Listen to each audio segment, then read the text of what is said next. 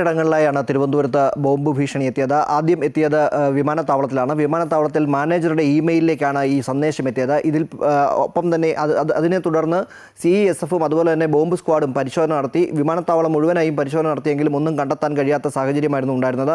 തുടർന്നാണ് വളരെ പെട്ടെന്ന് തന്നെ റെയിൽവേ സ്റ്റേഷനിലേക്ക് ബോംബ് വെച്ചിട്ടുള്ളതായി ഭീഷണി സന്ദേശം എത്തുന്നത്. അത് സിറ്റി ട്രാഫിക് കൺട്രോളിലേക്കാണ് സന്ദേശം എത്തുന്നത്.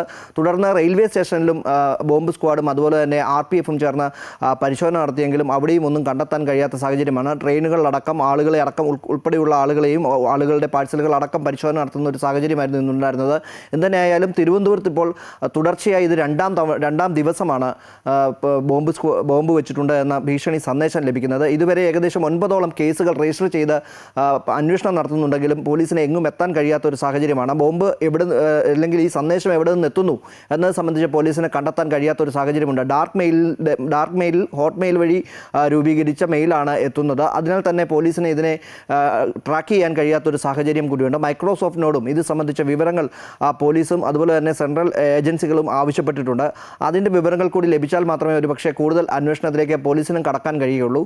ഡാർക്ക് മെയിൽ വഴി വരുന്നതിനാൽ തന്നെ ഇവരുടെ സന്ദേശം അല്ലെങ്കിൽ ഇത് ആരയക്കുന്നു എന്നത് സംബന്ധിച്ച് പോലീസിന് കണ്ടെത്താൻ കഴിയാത്ത ഒരു സാഹചര്യമാണ്.